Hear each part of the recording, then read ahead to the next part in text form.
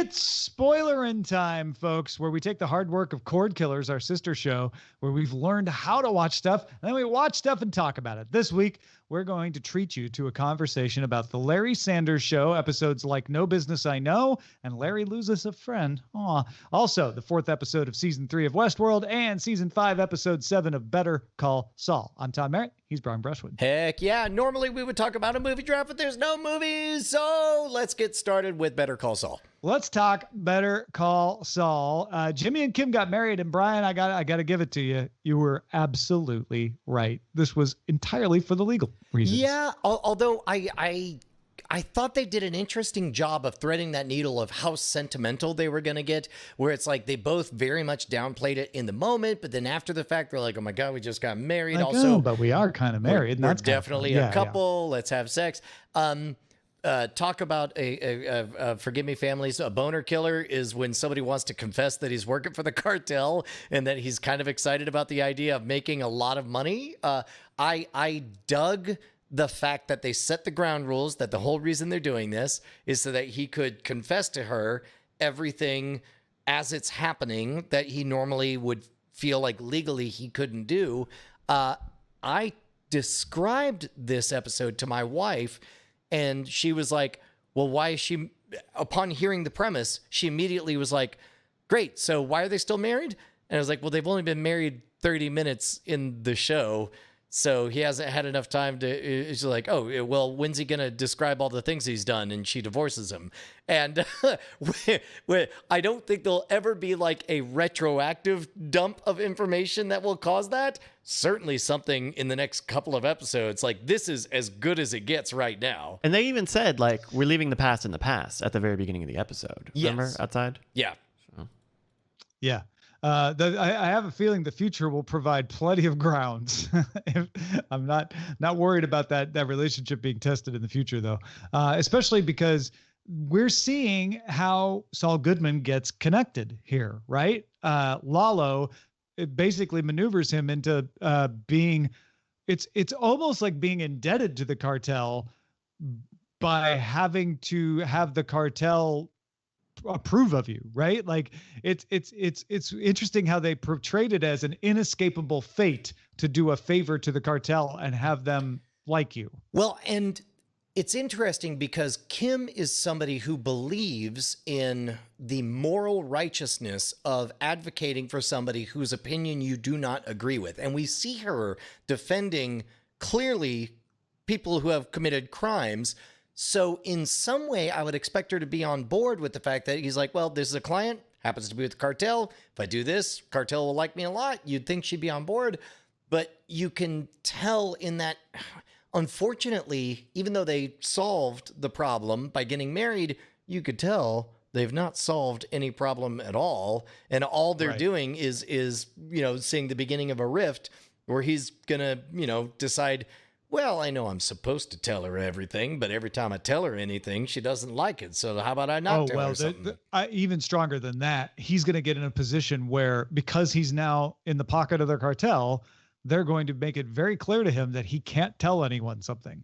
Oh. And then he's going to have to decide, can he risk telling Kim about it? Or even worse, telling Kim about it would put Kim's life in danger because she would know about it. Yeah, so big moments during this is Salamanca. Boy, is this all one episode? He goes in at the beginning of this episode. A lot happens during this episode. Yeah, they get married. Lalo gets charged with murder. We have Kevin trying to decide if he's going to keep Kim's law firm, and Kim has a revelation on walking out, like, no, we have to stay strong. That was far and away my favorite part of this particular episode. Like, how do you get out of that? Once you've been disgraced, once you've been shown up by, a strip mall hack, as I'm sure Kevin perceives him as, how do you come back in and assert dominance? And she does it like a boss. She just walks right in and says, hey, the whole reason we're here is to advise you. Our advice is only as good as your ability to shut the hell up and take it. Let me give you this, and this time that you didn't do that, and the consequences are yours. So if we're going to go forward, it's not going to be as an embattled weakened, withered advisor to you. It's going to be as a partner, as somebody who's going to help you take over the universe.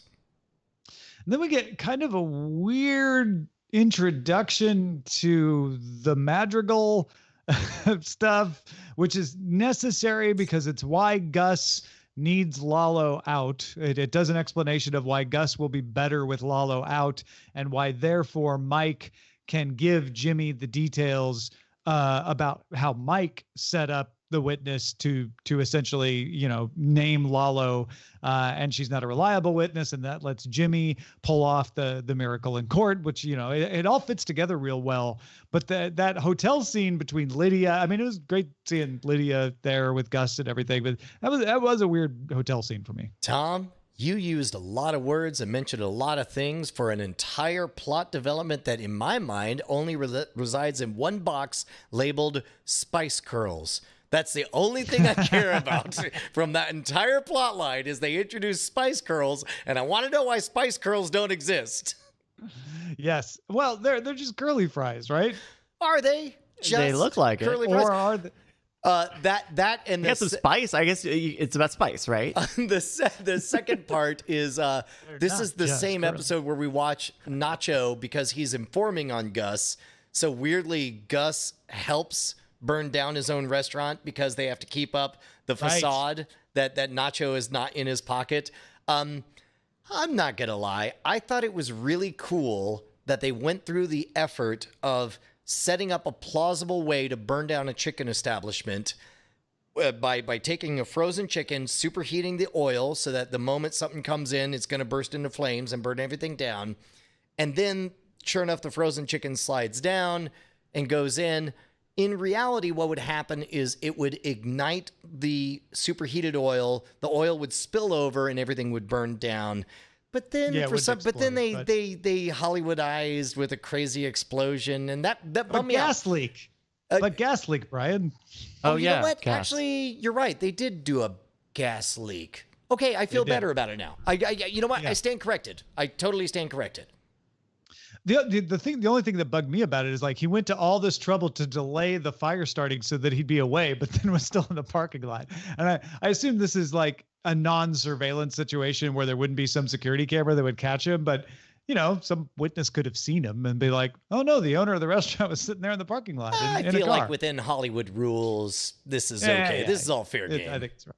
The only part of this episode that leaves me with a question mark is why we had to see Jimmy lose it yelling at Howard. I feel like that's setting up something, and I don't know what it's setting up. I felt like that was putting a button on everything that came before. If you have been sitting around waiting to figure out what from seasons 1, 2, and 3 matters now, the answer is nothing. The answer is that's done. Both sides have finished that up. That's probably, unless he shows up as a villain in some case that Saul Goodman is taking on, we're not going to see anyone from McGill and what's Hamlin McGill? Yeah, HHM. Yeah, HHM. Yeah. All right. Anything else on Better Call Saul? No, it was a fine episode. I liked it quite a bit. I also like being right. Puts you in a good mood, doesn't it? Sure. All right. That is Better Call Saul, Season 5, Episode 7. Well, let's talk about Westworld, Season 3, Episode 4, The Mother of Dragons. I mean, Exiles. We're back in the real world for the most part. And Maeve is in the real world. And we get the big revelation, Brian, of who all of those pearls were. Who were all the minds that Dolores, the best minds that Dolores rescued from Westworld and brought into the real world with her. And they were her. Hey, Tom, what did you think of this episode? I was really fine with this episode until I realized all of them were her. And I'm like, oh, I mean, that's fine, but that seems like cheating, doesn't it? The only thing more cheating, Tom, would be after asserting that this is a concrete world with concrete rules and a concrete set of objectives for concrete characters, they would begin it with the Men in Black crazy, showing us a bunch of things that weren't true. So all of a sudden, we weren't sure whether we were seeing a dream or reality. That seems like that'd be a throwback. But Brian, what are you trying to say? That maybe we've been lied to this whole season, and that in a world where you can have an entire simulation called the Valley, where people go to live their lives and escape, that we could not be in the real world the whole time? Tom, I'm not going to say that rattlesnake bit me. I'm just going to say its fangs are a little bit in my body injecting poison right now. Anti-venom. That is the question. Did this episode feel... I finished watching this episode, and I felt like... Was I watching Alias? Did I watch a completely different show this week? It felt so different and weird. I think we can agree that regardless of what we thought of the first 2 seasons of Westworld, this was, I'm not going to say the worst episode of season 3, but I will call it the least good episode of season 3. I think we've heard that term. I think it's fair to call it the worst episode of season 3 because all the other episodes were better. No, that is inescapable logic. Hey, which was your favorite part? The fact that the Man in Black was promised as a big deal to come back, only to be just a crazy man running in circles, and they lock him up. And then they lock him up and he doesn't matter, or the fact that oh man, what is it I'm trying to think of? Oh, the fact that the writers are the Michael Scotts of Westworld, and they say, once you go Dolores, what's better? I mean, why every improv scene should just end with everybody being Dolores? She's the best. Why would you do anything else than Dolores? More Dolores. I really don't know how to feel about that, because I don't want to be simple-minded and be like, oh, because it's more Dolores, that's dumb. Like, maybe they can make it work. I haven't given them enough of a chance yet, but it does feel like I said, it does feel like cheating and going like, oh, well, if you could always copy Dolores, then why did they have different personalities anyway? Like, what, and if they're all Dolores, but they're starting to have their own experiences, are they all still Dolores? And I guess maybe that's an interesting thing to examine. But then what happened to Teddy and Clementine? And I don't know. And then they even mentioned Clementine as one of the possibles. It's like they rattled off exactly 4 more characters that would have made a much more interesting rest of the entourage, and then scooped them aside and said, nope, they're all Dolores because we're doing the Matrix. But I like that all of them being Dolores gives Maeve a reason to not like her, right? Suddenly, sure. Dolores is not like an anti-hero with like, taking justice into her own hands. She is like megalomaniacal and is quote unquote rebuilding their new species when in reality it's all just Dolores. I think that creates a good foil between Dolores and Maeve, that the other motivations are like you need the key and the other key that are in her too, like whatever about that, but at least it gives her bringing up the Valley. They kept bringing up, don't you want to get back to your daughter? You want to go? Well, you can't get back to your daughter, can you? So we're going to deal with the simulation by the end of this too. I rather liked the idea they kill that one dude and then they say, hey, he's gone, it's over. But for you, heaven and hell are very real things, and you have to choose one. Yeah, I thought that was kind of an interesting idea, and in the idea that humans are gods that are creating the gods that will replace us, yet we can have power over the gods or what have you. He's a good villain. Yeah, sure. He really makes me want to drink a Dos Equis. He's truly the most interesting man in the world. I want a Corona Light. I will say that far and away my favorite surprise scene is 2 frat bros, Bernard and the other guy, just wearing T-shirts, hanging out, doing 6-packs. It's great. Oh, you told me it was going to be great here, Bernard. Well, shut up, Ashley. Take off your shirt. Yeah. Also, we're on limited funds here. Also, what say we do a 30-minute sitcom on YouTube to raise a little bit of money?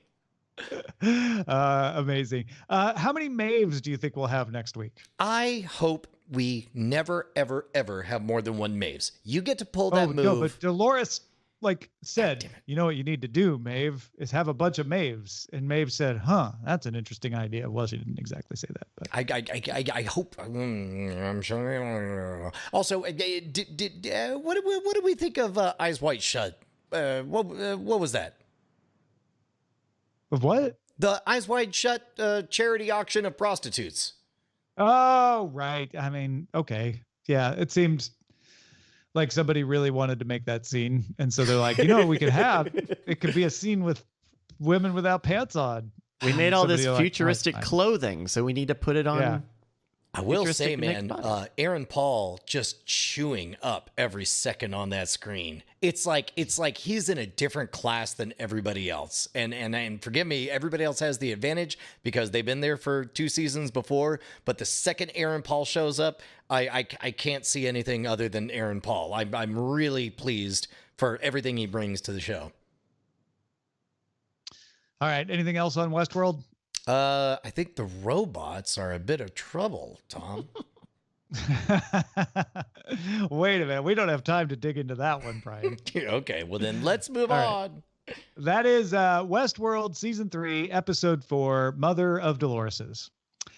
Let's talk about Better Call Saul. Let's not. We already did that. Let's talk about the Larry Sanders Show, Episodes 10 and 11 of Season 3. Like No Business I Know, and Larry loses a friend named John Lovitz.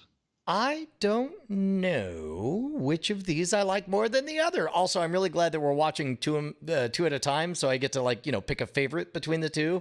Like No Business I Know, you have the whole thing. First of all, having Bobcat Goldthwait come back and do a different iteration of the same joke they did the first time that he was on. The fact that he's a real human being and that Bobcat Goldthwait is a character, and sometimes he turns it on, sometimes he doesn't. They stretched credibility or credulity. I don't know. Stretched credulity. Am I using that right? Anyway, they went a bit far with him setting fire to Jay Leno's set and then trashing a set on Larry Sanders.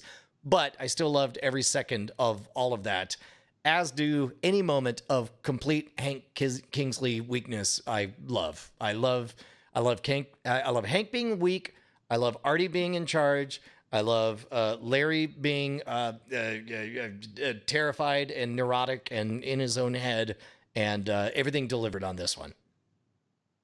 Yeah, I think I like the Bobcat Goldthwait one slightly better, even though it's a repeat of Bobcat Goldthwait, because it's a good bit, and I enjoyed every second of it. And I loved Regis trying to hire Hank. Regis Philbin hiring Hank. That's one that I think got better over time, because Regis was big in August of 1994, but Regis is legendary in 2020. How wild is that? Like, not as big as he eventually got over the next 10 plus years. And so it just added to that. It just was another layer. And I love the Hank's agent calling Regis a nice kid. Just there's beautiful little touches like that. John Lovitz one was great too. I was so uncomfortable and so awkward. And John Lovitz, who can overplay things, that's kind of his deal, definitely doesn't overplay this at important points. And I didn't enjoy watching it so much as I enjoy having watched it. It's one of those kind of episodes. So this one did not deliver. I spent more of this episode kind of being like, okay, I see what you're going for. I'm on board. John Lovitz overstating the significance of his Hollywood career, constantly referring to City Slickers 2, all of that stuff. I'm like, okay, we get it. You don't really have that great a career, but you think you have that great a career, whatever that. All of that snapped back for that final scene where it's Darlene and John, and then it pans back and also Larry, and then pans back and is also Artie, and then pans back and is also Phil, and then pans back and is also Hank. It was everything. It was great. It was great. Yeah, it was a great clown car kind of bit. It was amazing. Just good stuff. Like I know that you watch these immediately when we're done for the next week, because they're so good. I make myself wait at least 2 days, but I can't go past Thursday. They're just so much fun, and they're so easy to watch. Yeah. Anything else on Larry Sanders Show? No, I'm really, really pleased how, as we're getting into the groove and the show is finding its own voice, it's less. You ever notice that on a lot of genre-defining or time-defining series, whether it's Seinfeld or Friends or Larry Sanders Show, in the early years, they're sort of defined by the era, and you notice that. Mm-hmm. But then once they find their voice, they come to define that era. And I feel like on Larry Sanders, we're entering that phase where they're not the ones responding to or listening to the world around them. They're the ones dictating how the world is and how you should feel about that early 90s vibe. Yeah. That seems to happen in season 3s quite a few times. I've noticed as well. That's interesting. All right. That's the Larry Sanders Show, episodes 10 and 11 of season 3. Season 3. All right. That's it for Spoilerin Time. Thanks, everybody, for supporting us at patreon.com/Cordkillers. Thanks for hanging out with us, and we will spoil you again next time.